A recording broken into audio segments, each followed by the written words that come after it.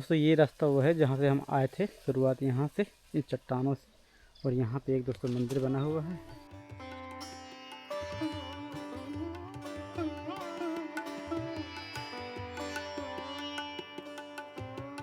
तो आनंद के लिए ये जीवन नहीं होता, ये परमानंद के लिए। अच्छा बनेंगी बिगड़ेंगी खाना अच्छा। तो फिर ना बनाए। साथियों, आप सभी को जय सिया राम। मैं रमेश पटेल आप सभी का स्वागत करता हूं आपके अपने चैनल धर्म की राह में। दोस्तों अभी मैं चित्रकूट के जंगल पे और अभी आए हैं दोस्तों देवांगना घाटी। चित्रकूट का एक स्थान है देवांगना घाटी, जहां पे दो वृद्ध संत मूर्ति रह के भजन साधना करते हैं, वर्षों से करते आ रहे हैं। और दोस्तों ऐसे ही हमारा नित्य किसी न किसी संत के पास ही दर्शन करना या सेवा सामग्री पहुँचाना रहता है। तो आज दोस्तों यहाँ पे आए हैं महाराज जी की एक जंगल के अंदर काफ़ी दूर। बाइक तो हमारी यहाँ तक आ गई है, इसके आगे अब नहीं जाएगी, यहीं पे खड़ी कर दी हैं। ये कुछ रहा सामग्री, तो इसको लेकर के जंगल के अंदर अभी चलते हैं और आप लोगों को इन दिव्य संत महात्माओं के दर्शन कराते हैं, जो इतनी एकांत में कनेक्टिविटी से बिल्कुल दूर रहते हैं। और जैसे किसी को आना होता है तो ऐसे ही संत महात्मा को अगर कोई ज़रूरत पड़ती है तो ऐसे ही इसी रास्ते से आते हैं। लगभग दोस्तों यहाँ से 300-400 मीटर ऐसे पथरीली रास्तों से रास्ता गया हुआ है। तो ऐसे चलते हैं और आप लोगों को रास्ते का भी दृश्य दिखाते हैं। तो ये दोस्तों कुछ सामग्री हम अब ये बोरी में कुछ इतनी सारी सामग्री हैं। कंबल है दोस्तों, कंबल की सेवा और राशन सामग्री ऐसे ही दोस्तों सर पे रख लेते हैं।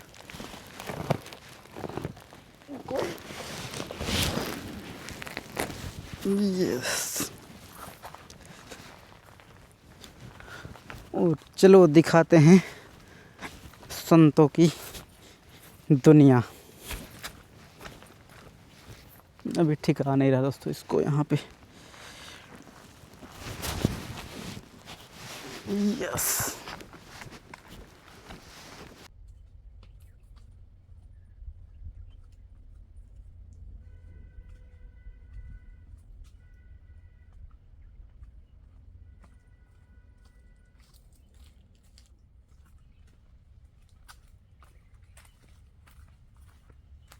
तो दोस्तों अभी यहाँ तक पहुँचे हैं। थोड़ी दूर अभी और चलना पड़ेगा ऐसे पथरीले रास्तों से। अभी अपनी सामग्री यहाँ पे रखी हुई है, क्योंकि जब पहाड़ों में थोड़ा चलना पड़ता है ना तो कठिनाइयाँ भी होती हैं। और जब सेवा सामग्री लिए हो थोड़ा सा और आराम से, क्योंकि फिर अगर एकदम से चलते रहेंगे ना, जब बोलेंगे तो तेज़ से सांस निकलती है, सिर्फ शब्द नहीं निकलते। तो बोलना भी है और सामग्री पहुँचाना है, इसलिए थोड़ा धीरे धीरे चलते हैं, इसको उठाते हैं। और ये जंगलों का दृश्य दोस्तों बड़ा ही आनंदित करता है। फिर ये बहुत ही खूबसूरत, ये पूरी चट्टान है। जिधर भी आप नज़र दौड़ोगे ना ये बिछड़ जाए, लेकिन थोड़ा सा एक डर रहता है कि कहीं कोई जंगली जानवर ना आ जाए। ये देखिए पूरा ये जंगल है ऐसा कुछ।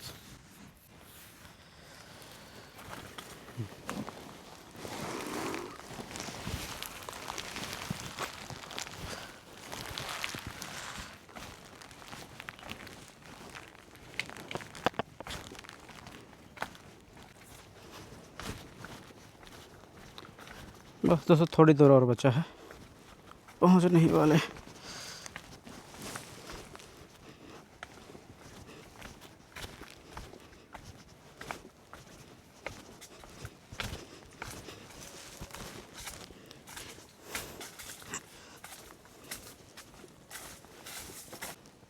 ऐसा कुछ बना हुआ है जिसके लिए इतनी मेहनत करके आना पड़ता है। ये है सुंदर दृश्य।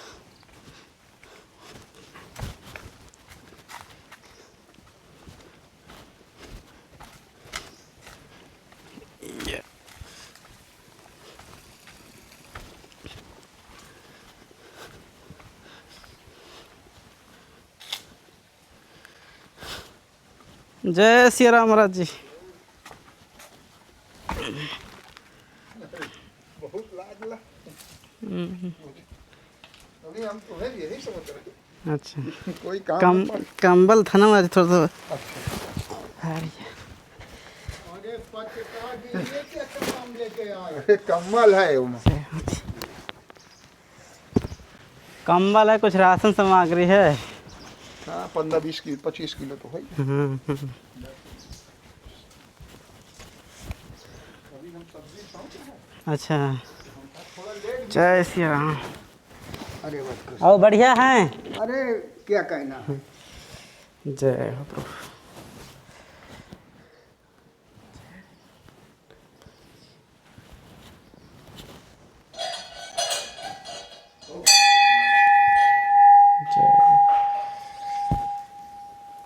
तुम्हारे इंतजार ही हो ही रहेगा। अच्छा अच्छा। तो दोस्तों अभी हम आ चुके हैं महाराज जी के स्थान पे, और आइए आप लोगों को इस स्थान का पूरा का चारों तरफ का परिदृश्य दिखाते हैं, किस प्रकार के स्थान पे ये स्थान बना हुआ है और कैसे इन चट्टानों के बीच में एक छोटा सा मंदिर और ये महाराज जी की पूरी कुटिया का परिदृश्य दिखाते हैं। दोस्तों ये रास्ता वो है जहाँ से हम आए थे, शुरुआत यहाँ से इन चट्टानों से, और यहाँ पे एक दोस्तों मंदिर बना हुआ है, और ये सामने पूरा स्थान आश्रम परिसर देवांगना। और यहाँ पे दोस्तों जय हो भोले बाबा बजरंग बली की प्रतिमा लिंग है, शिवलिंग, और यहाँ पे बजरंग बली जी विराजमान है 9 ग्रहों के साथ। जय हो प्रभु तुम्हारी शरण। और यहाँ पे भी शिवलिंग विराजमान है। जय हो प्रभु। जैसे यहाँ से उतरते हैं ना, पूरा इसके नीचे बड़ी सी चट्टान है, यहाँ से झरना निकलता है। ये देखिए, ये कुछ है ऐसा, एकदम से अंदर से आता है, पता नहीं कहाँ से आता है, लेकिन इसी चट्टान के नीचे इसके ओरिजिनल पॉइंट यहीं से है, एकदम स्वच्छ। ये जो ऊपर पौधे हैं, जड़ी बूटियाँ हैं, जड़ें हैं, उनसे छन छन के पानी आता है। इसीलिए तो संत लोग यहाँ एकदम स्वस्थ रहते हैं, कोई समस्या नहीं, कोई बीमारी नहीं। आगे अंदर जैसे चलते हैं तो ये कुछ स्थान ऐसा बना हुआ है। ये सामने ठाकुर जी का मंदिर। जैसे और कहो कि नहीं, जैसे तुम जैसे 1 महीना हो गया ना, तो तुम्हारी तरफ ध्यान जाता है। हमें ये नहीं है कि तुम सामग्री लेके आओ, एक थोड़ा सा मतलब तुम्हारे अंदर जो एक भाव, और आते तो बहुत लोग हैं। हाँ तो ऐसी तबीयत अब ठीक है, चल रहा है, आराम पूर्णते हैं। कभी कभी साइड में दर्द होता है तो हम ये दवा भी मंगाए, वही दूसरे मास्टर साहब हैं, तो उन्होंने गांव से खुदवा के मंगाया था। पूरा पेड़ लेने से ज्यादा आराम मिली। मतलब ये पूर्णतः सही हो जाए। मतलब उनकी दवा से रहा था कि कोई और दिया फिर? अरे दवा वही है जो दवा दे गए थे, अगर वो खत्म थी तो उसी को फिर और मंगाए हैं। मैं पेड़ से ही। अच्छा, पेड़ से है। तो ये पूरा काट के पीना है, तो इसमें आराम मिली। मैं दाल पत्ती सब कुछ पूरा। तो मतलब राहत काफी है। राहत होगी। और आज हम आपकी जांच करेंगे कि आपका स्वास्थ्य कैसा है। अच्छा, बीपी उपी की मशीन है, कभी हमारी बीपी चेक करवाए हैं? बीपी तो 1-2 बार चेक कराए। अच्छा, तो शुगर मार जी? शुगर तो चेक कराए, दोनों चेक कर लेते। तो कुछ था मार जी पहले? भाई कुछ नहीं, सब सही है, सब सही है। तो दोस्तों महाराज जी ऐसे तो सब ठीक ठाक है, लेकिन फिर भी। अच्छा, आप लेके आए बहुत।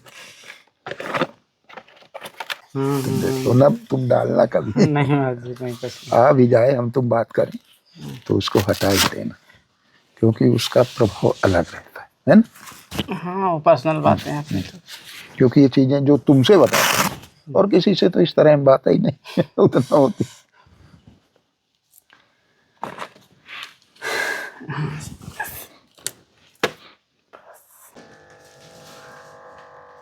ऑक्सीजन महाराज जी बताता है शरीर में कितनी है, 96 ऑक्सीजन, और पल्स रेट 62। ये ठीक है वाला।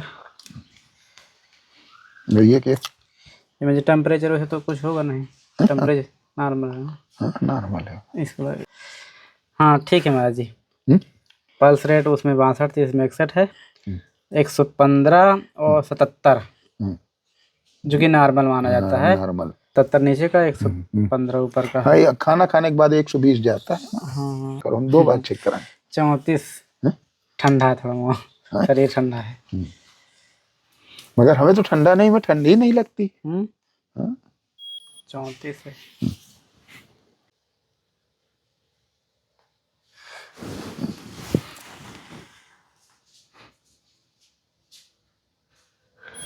बस। हम्म मगर ये जो है, जब कभी दूसरे की यूज करना तो धुलना पड़ता। नहीं, ये एक ही बार यूज होती है। अच्छा। वन टाइम यूज फिर फेंक देते हैं। 101 महाराज बड़ी है एकदम सटीक है। है ना। हाँ। बता रहे हैं ये चीजें हमारी कंप्लीट। 101 200 शुगर है। और जी इसमें सब्जी, वो भी शिमला मिर्च, मूली, आलू नहीं लाए महाराज जी। नहीं ठीक है, हम मना किया था। हाँ। जी तेल, ये साबुदाना महाराज। हाँ, बहुत सुंदर, ये ले आए। और ये शक्कर, ये घी है, ये चाय पत्ती, निरमा, ये नमकीन, गुड़। चलो, गुड़ ठंडी में ज्यादा सही है। हाँ गुड़ बढ़िया। ये मर्जी मूंगफली, ये मर्जी एक कंबल था, ये आटा। और इसमें एक ऐसा करेंगे, साबुदाना इसमें गिर गए हैं। ये मर्जी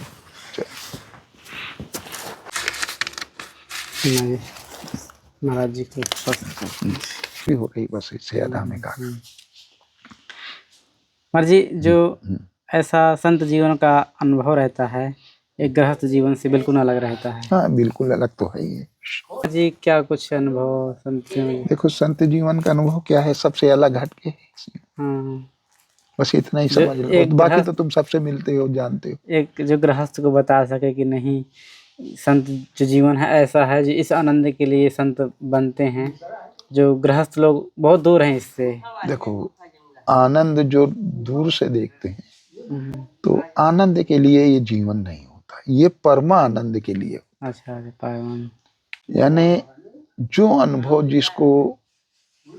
जिसमें रुचि बढ़ गई, और जो जिसको ईश्वर की कृपा से ज्ञान प्राप्त हो गया, तो वो ही यहाँ पाएगा इस जीवन में। अब बिना ज्ञान के तो भटकते रहते हैं, भटकते जब तक ज्ञान नहीं होगा। क्योंकि ये ठाकुर जी की ही कृपा है कि जो लोग यहाँ इस रूप में आ जाते हैं, क्योंकि संसारिक जितना वैभव है जी तो सबका त्याग करना होता है जी।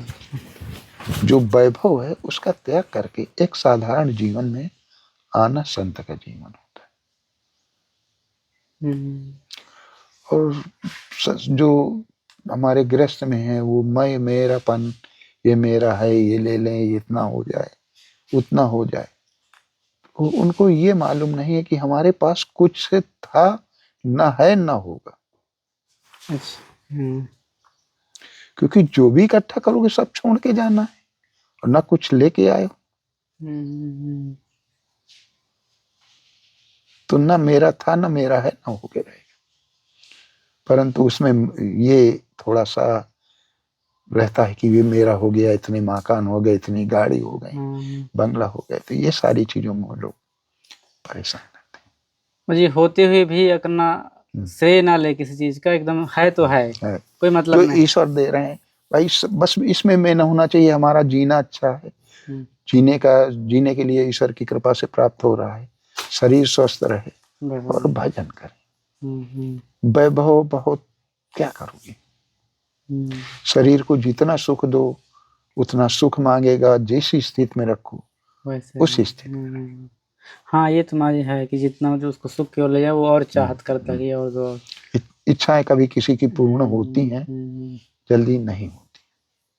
पहले लग रहा था कि छानी छप्पर बना था तो टीना लग जाए, टीना लग जाए तो फिर लगता छत पड़ जाए, फिर और हो जाए, इसी तरह बढ़ता रहता है जीवन। एक अच्छा बन गया तो दूसरा हो जाए, कामना हो, ये सारे लोगों की इच्छाएं उत्पन्न होती रहती। तो क्या मतलब ये इच्छाओं को उत्पन्न होना थोड़ा सा ये ठीक है? संत जीवन में इच्छाओं का ही दमन करना त्याग है। अग्रस्त जन के लिए महाराज जी। अग्रस्त के लिए हम ये नहीं कहते कि इच्छाओं का दमन करो, मगर जो गलत है, जो हमें विशेष जितने में अपना जीवन हो रहा है अच्छा। उतना चाहिए, और ईश्वर दे रहा है तो अच्छी चीज है, उसका हम सदुपयोग उपयोग करें। किसी जो आवश्यकता अवसार किसी को जो परेशान है, जो गरीब हैं, जो इलाज नहीं करा सकते, जो ऐसे बहुत से लोग हैं, उनकी हम सहायता करें, उन पे उपयोग करें, जो कि हमारा परमार्थ होगा। अच्छा, हाँ, जो आपका वैभव धन है तो आप वहाँ उपयोग कीजिए। उसमें है कि हम ये कर लिए, हम किसी को कह नहीं सकते हैं, संसार है, अपने अपने विवेक से सभी कार्य करते हैं। लेकिन मुझे थोड़ा सा मार्ग मिल जाता है ना कि चलो ऐसा भी होता है। जब हम उस तरफ बढ़ेंगे तभी तो मार्ग मिलेगा। हाँ। गलत मार्ग जल्दी अपना लेगा और सच मार्ग में थोड़ा कठिनाइयां आती हैं। जल्दी मिलना। आपके पास 5,000 हैं तो आप सोच रहे हैं ये ले लें वो ले लें, तो उन इच्छाओं को कम करके हम किसी का सहयोग करते हैं तो वो बस ये होता है। ये बात है। और मैं जैसे एक पूरा जीवन चलता है, संत का हो या गृहस्थ का हो, तो जिसमें जी वास्तव में क्या लेके चलना चाहिए कि क्या जीवन है? हमें एक लक्ष्य बनाना चाहिए कि हमें भगवत मार्ग में जाना है और अपने गृहस्थ का सुचारू रूप से जो भी है करना भी है, तो दोनों का हमें सामंजस्य बनाना होगा कि हमें असमंजस में नहीं पड़ना होगा। हाँ, समाज मतलब सम बराबर बनाना होगा, और हम भगवान की तरफ ध्यान देंगे, रुचि रखेंगे, भजन करेंगे, तो धीरे धीरे आकर्षण हमारा उस तरफ बढ़ेगा। माँ जी कहते हैं कि जैसे हम भजन करते हैं, मतलब गृहस्थ में हैं, भजन करते हैं भगवान के चरण, तो एक तो बैराग तो नहीं माँ जी चला जाएगा, बैरागी हो तो गृहस्थ छोड़ जाएगी फिर? ऐसे बहुत से लोग हैं जो गृहस्थ से जुड़े हैं और अच्छा धार्मिक कार्य से जो भी जुड़े हैं, और गृहस्थ भी चल रहा है, दोनों चल रहे हैं। क्योंकि लोगों को डर रहता है कि ऐसे हम संतों के पास जाते रहते हैं, घर वालों को वैसे वो तो अपने मन के जानते हैं कि हम किसी स्थिति में हैं, जो उसके साथ है सहयोगी हैं, गृहस्थ वाले जुड़े हुए हैं, तो लगता है कि ये संतों के पास जाते रहते हैं, लगता है वहीं ना किसी दिन निकल के चले जाएं।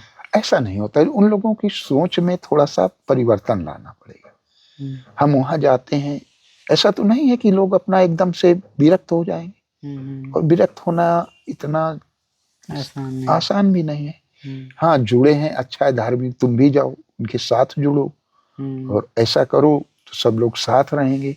हाँ, तो एक माहौल बन जाएगा, माहौल बन जाएगा घर का, अच्छे हम उसमें रहेंगे। सारे बच्चे भी अपने धार्मिक ज्ञान को, बच्चों को भी अपने धर्म के बारे में ज्ञान दो और उनको शिक्षा दो। बहुत से बच्चे हैं कि जिनको मालूम ही नहीं है बहुत सारी चीजें, तो हमें बच्चों जब छोटे से धार्मिक प्रवृत्ति होगी तो आगे चल के वो उज्जवल भविष्य हो जाएगा। हाँ, फिर वो दिशा, वो गलत मार्ग में नहीं जाएगा। बहुत से बच्चे हैं इधर उधर गलत मार्ग में चले जाते हैं, तो उससे हमारा बचाव होगा। फिर माता पिता परेशान होते हैं कि चले होते हैं, बच्चों को उनको अच्छे से रखते नहीं, देखभाल नहीं करते हैं, और बच्चा गया गया चला गया, तो ये सारी चीजें। पुत्रों की समस्या, देखो पुत्र को तो बच्चे जैसे कि छोटा सा पेड़ है, उसको अगर हम बचपन से छाटेंगे और काटेंगे नहीं तो उसकी डाली गलत दिशा में चली जाएंगी। हाँ, वो एक सुचारू ढांचा न ले पाएगा, सुचारू रूप से नहीं बन पाएगा। तो जैसे हमारा घड़ा है, वो भी आग में तपाया जाता है, तब जल पीने के योग्य होता है, उसमें पानी सहन रखने की क्षमता हो जाती है। ऐसे हमारे बालक भी होते हैं, उनको हम सही मार्ग दें, सही दिशा दें, तो उनको अनेक परेशानियों से निकल करके वो सही मार्ग पे आ जाएंगे।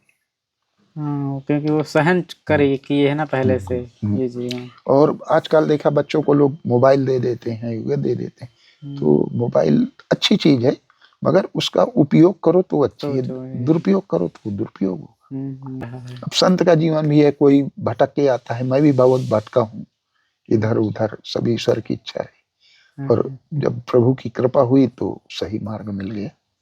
हाँ माँ जी, एक चीज ये रहता है कि लोग जैसे वीडियो देखते हैं वहीं से पूछने लगते हैं कि कहाँ से आए, कहाँ जाएं, कहाँ रहेंगे, हमको घर छोड़ना है। तो माँ जी हम उनको इतने कम समय में कि इतने कोई अनुभव नहीं है घर से निकलने का, उनको पहली बार है, तो कैसे बता देंगे कि तुम कैसे करोगे? देखो, अगर हम ये सोचे कहाँ रहेंगे, कैसे जाएंगे, तो कभी नहीं निकल पाओगे। हमें कोई आश्रम में रखेगा कि नहीं, हम कहाँ रहेंगे? हाँ, ये सवाल कई तरह करते हैं। जब पूर्ण त्याग हो जाएगा, जल जब अपने स्थान से निकल पड़ता है, तो उसका कोई लक्ष्य नहीं होता, बहता चला जाता है। बहता चला जाता है। फिर एक समय आता है कि वो जाके समुद्र में समाहित हो जाता है। ऐसे ही संत बनना। तो हम धीरे धीरे कंकड़ पत्थर, पैदल, गर्मी, धूप, सब से बढ़ते चले जाएंगे, तो एक बार हम अपने लक्ष्य तक जरूर पहुंचे। तो महाराज जी की टिक्कर बनना शुरू हो गई। आज महाराज जी क्या है टिक्कर हमें? दाल भर के बना रहे हैं। अच्छा, दाल भर के। दोस्तों ये बेढ़न बोलते हैं अपने यहाँ से, बेढ़ानी। बेढ़ानी। तो बेढ़ानी वाली आज टिक्कर महाराज जी। कोई दाल बाटी तो अलग है। दाल बाटी तो मजे वाला है। ये बेढ़न ही बोलते हैं। कभी कभी कोई आलू की बनाता है तो कोई दाल की बनाता। आलू की भी बना देते हैं कभी। हाँ, उस बार आलू की बनाते थे महाराज जी। उस बार जब आए थे तो आलू की बनाए थे। उनकी इच्छा रहे बाबा। अच्छा, हमें कुछ भी वो वृद्ध आदमी। हाँ बिल्कुल।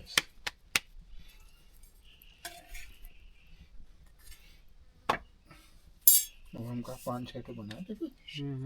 2 लोगन के बीच में 7 बना ले तो बहुत हो जाए। तुम 2 ही खाए ना कोई। हाँ, वो इतनी बार रहती है ना जब महाप्रसाद में बनेगा।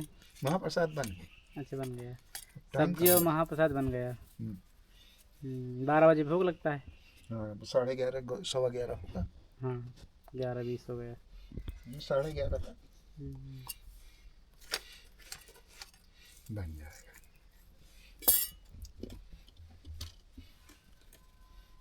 दोस्तों, महाराज जी की प्रसादी हमेशा यहीं पे बनती है। कितनी ठंडी बारिश कुछ भी हो, इसी सीढ़ी के नीचे इतनी सी थोड़ा जगह है, ये पूरा खुला। ये हम पहले भरी ना बना पाए। एक बार हम शुरू किया, हम कहा बनेंगे बिगड़ेंगे खाना हमें। अच्छा। समझ रहे। और हमें ये चीजें बहुत पसंद थी। ये है हमें ये नहीं भरा। धोखा हो रहा। माँ जी को सब कोई बना भी नहीं पाता जल्दी, वो निकल जाता है, बाहर हो जाता है। अब हम बचपन से बना तो हमें सीखने में टाइम नहीं लगा।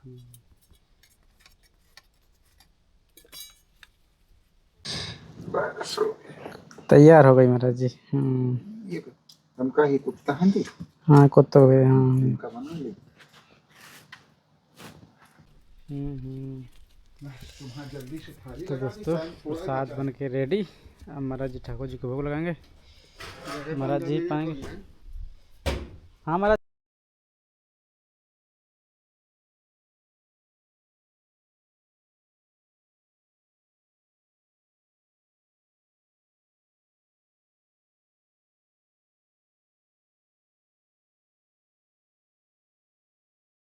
तो जय हो।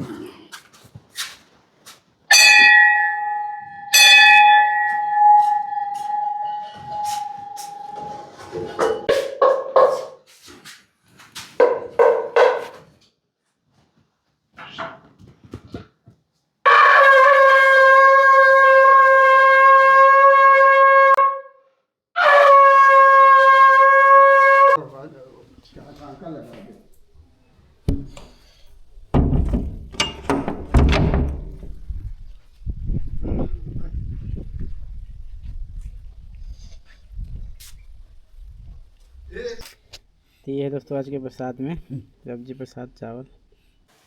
तो दोस्तों, अभी थे हम महाराज जी के स्थान पे, और ये वीडियो आप लोगों को कैसा लगा कमेंट करके ज़रूर बताइएगा। और काफ़ी जंगल के अंदर पड़ता है ये, आपने स्थान को तो पूरा देखा ही।